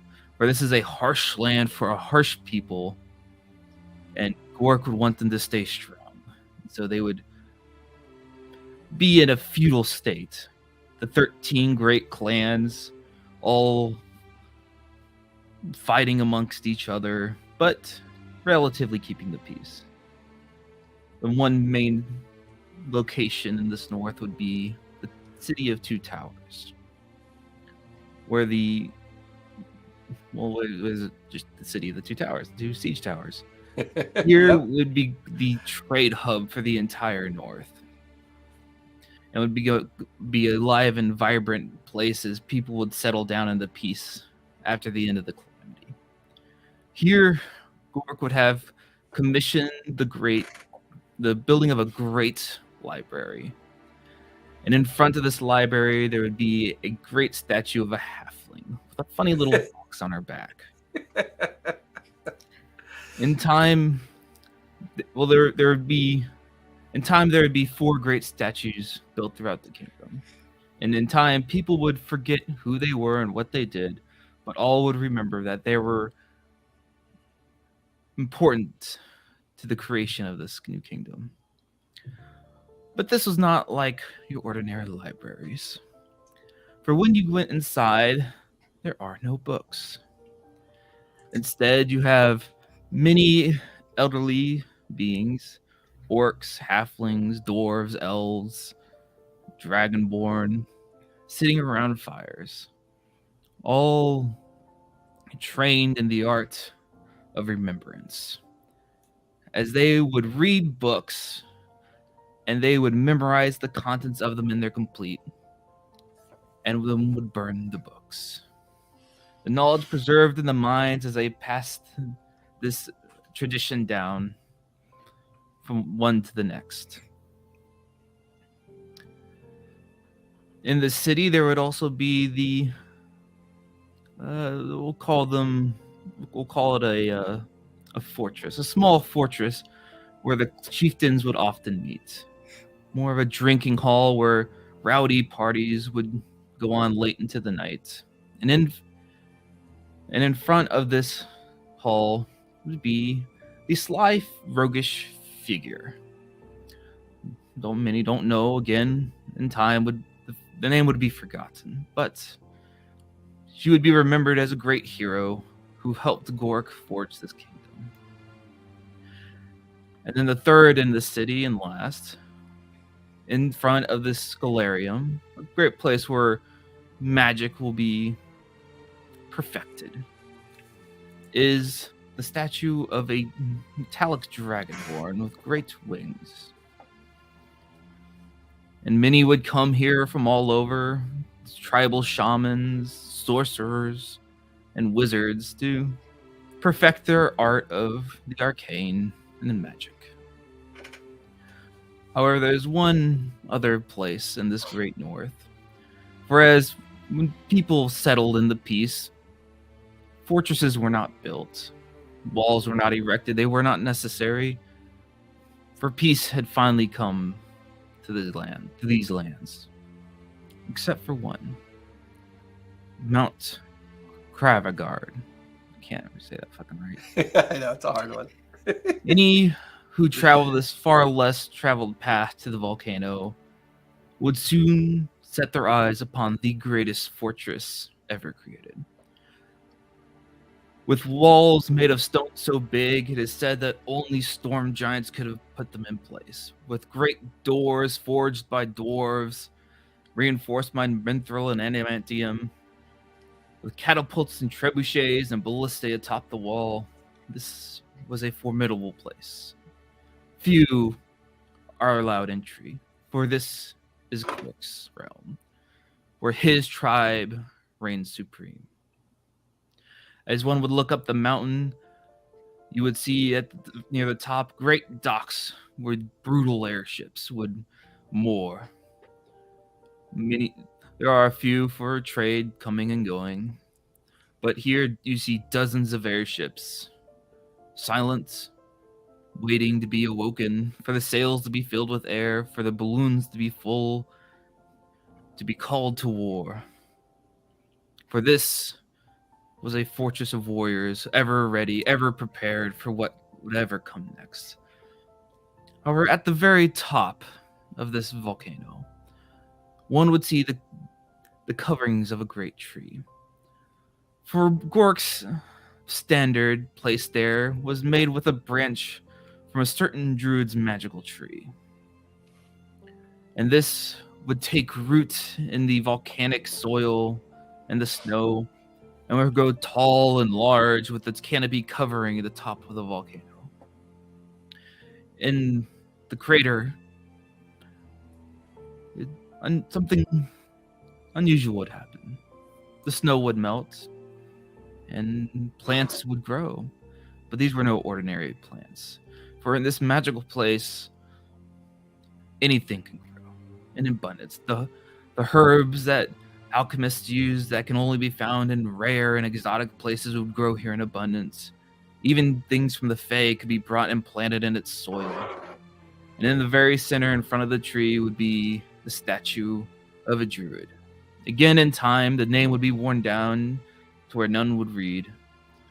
But once again, they would all know that this was yet another hero. And then deep within the volcano, over a cooled magma pit, held by chains would be a great onyx throne. A throne made of volcanic glass sat above on a platform above what was once a great magma chamber. And this is where Gork would rule from. In time, though, orcs are not known to have long lives, but Gork would live longer than most. One day, and as he was aging, he would gather his chieftains and his greatest warriors to his citadel, and he would give them each 13 scrolls with a golden seal protected by divine power. He gave his final words to his chiefs. It is unknown what he said to them, and they never spoke of it, only being passed down from chief to chief. Gork would retire to his throne room with his greatest warriors, and the doors would seal for the final time, unable to be opened, protected along the seam by 13 golden seals. And it is rumored that one day the 13 seals will be broken, and down from the sky, in a chariot of fire pulled by beasts yet unseen, will ride Gork to wage war against any who would threaten his people or his god. Before, that was awesome. Gork's done epilogues before, so I really appreciate what you did there, Gork. That was awesome. That was awesome. Before empires are built, before ancient gnomish cities are restored, the journey of a lost people being brought into a familiar valley to be given a second opportunity, and an ever-busy individual seeking redemption, they make a promise to each other. The first day of Thunshire, the beginning of spring, they would meet on a hilltop near the entrance to Sawtooth Valley. And they would equally sit alongside each other around a table with a fifth empty seat. And rumors of these strange people doing this year after year after year grows. They share stories, they drink, they eat, but always the equal of friends. They do not bring their future with them. They sit and they talk of the past. They talk of the things that shaped their journey, the sacrifices made, the cost of future secured in the past. I know, you'll get your chance. Always under a silken pavilion, always staring up at the sky to see that familiar streak of comet streak by.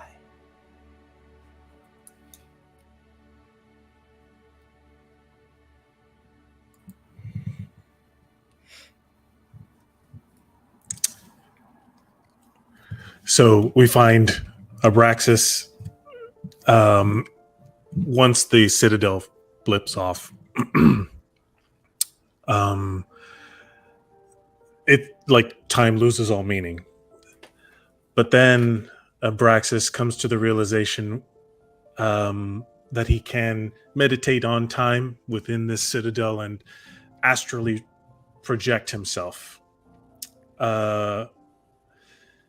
essentially into different timelines. And at first it's kind of explorational. Like he like checks, the first thing he does is find the one timeline where he's with his mom, the one that was like the very superficial life that was taken from him. And he's like, okay. And he got to kind of experience it and observe it. And then he gets to his another timeline where things don't go well, and he's trying to like pinpoint, he's like trying to learn to navigate these timelines. And eventually he comes to the realization and the understanding that the reason why he was tapped is because he now has to go back in time and Bill and Ted's the Grey Guardians' timeline. We'll just do it in the future. I just gotta go back after we save the world. I love it. And now, whenever there's been an event where Menti found Abraxas, it's ultimate Abraxas going and nudging a piece of stone over that rocks over. This is very Hermione with the time turner thing. Yep. Where I'm just like allowing, I have to go back and figure it all out and construct these moments where, not just for the Grey Guardians, but for everyone, is suddenly there's the, third trammel going into Vecna by the Vox Machina. The every time there's a life altering kind of world phenomenon, there's been my time allowed me to go in there and kind of nudge things, not to determine outcome, but to put people back on the right path. Yeah, and I imagine at one point, as a very heavily drunken Gork is about to sit in his obsidian throne, he gets it quite wrong. He's almost about to fall off into the lava. But there's like a gentle wind that kind of nudges him back towards the throne. I'm not to correct you, but the throne sits on a bigger platform. But you know what I mean. Like, whenever you guys have your fates at stake. Every time in this campaign that you have lucked out and made something happen from nothing, and even me, like, doing something, it's always been with kind of like if I move this rock, the butterfly effect will have allowed that to happen. And then while all this is continuing, once we get to the part where I say goodbye again, it hurts. So I flick the thing around Abraxas's neck, and I'm like, give him the thing. And that's when he remembers. He's like, oh yeah, that's right, here. And he gives you these arms. And because they're all temporally charged, every time you guys get together, that when they're close together, I know. So I am in that fifth chair. And I let you guys live your lives, and I still get to see it. Because on a long enough timeline, I'm in everybody's. I get to see all. And then I realize, oh no, that's what Cronus is. Oh, and then with that realization, I'm back to being in the timeline again. Finding Menti and being told, oh, I gotta go see Keothi about a book. And I get to do it all again. A young couple stand near a village that has recently been founded along the Sawtooth Valley. Mysterious old ruins that are unexplained. This young couple paid for this plot of land, for the hard work and sacrifice of a future that they are unaware as to how much it truly cost. And as they stand there watching their home be built, they look up on a hill. They look at each other confused. And they begin to walk up towards the top of this hill that overlooks not only their home, but the other homes that are being built down below. And it's strange. There's an old weathered table. Tattered silken pavilion. 5 weathered chairs. Doesn't look like anyone's been here for a very long time. They walk amongst it. They run their hands across the weathered wood. Look around. They see a tankard all beat up and dented on the ground. A spoon discarded. A cracked copper plate off to the side. A well-worn path that leads down towards the coast. They stop and they stare and they look. not understanding, wondering, what is this place? Why is this here?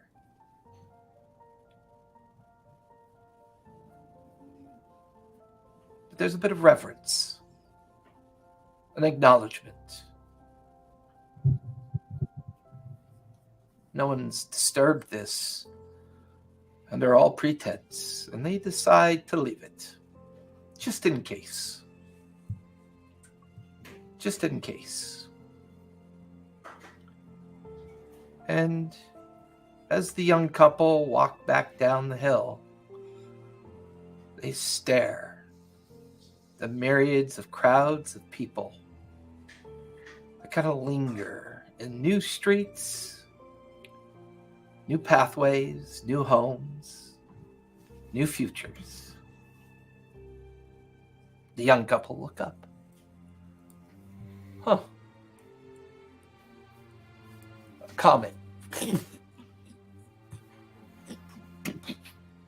streaks by. To share a moment and smile up at the comet.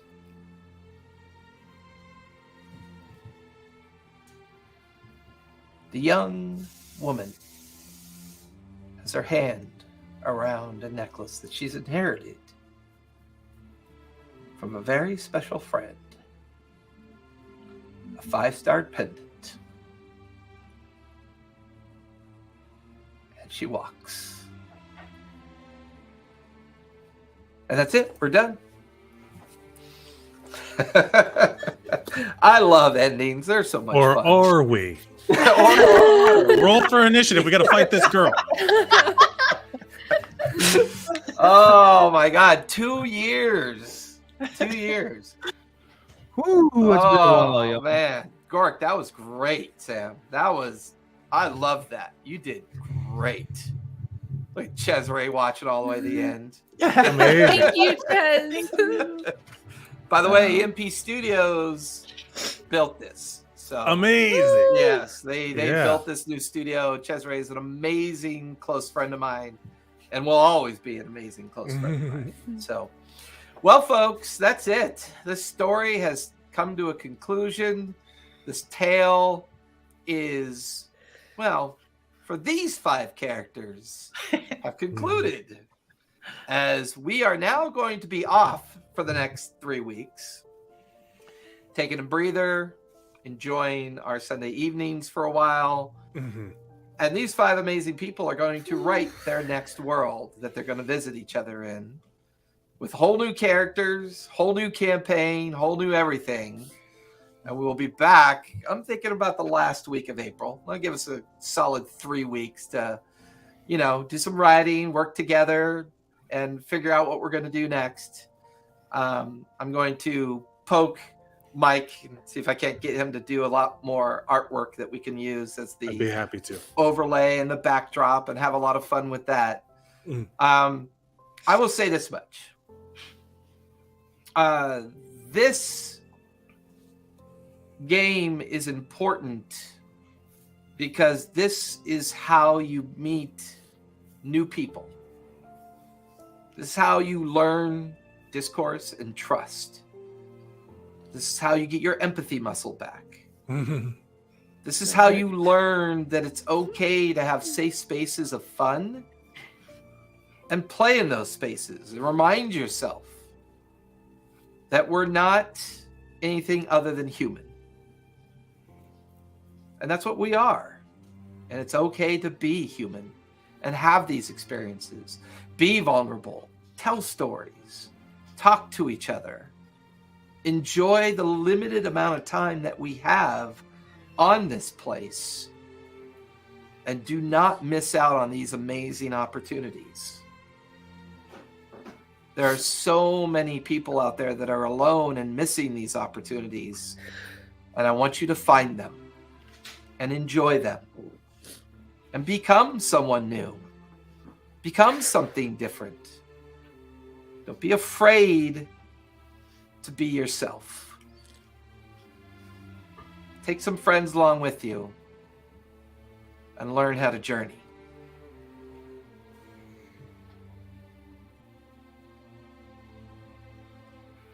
say goodnight, everybody. We're gonna linger afterwards. Good so we night, can talk everybody. about our Good schedule. night. Bye. Remember, be safe, be kind, play a game. Books It's are good for bad. you. You'll enjoy it. And for the last time, for the final time, I can't wait to see what Mallory builds for us next time. Hell yeah. But we got to see it. Oh, you will, Ches. Me and Mira have talked about that. Ches, I'll send you a link shortly. So everyone else linger for a final time. That Goodbye, final Grey journey Guardians. of the Grey Guardians.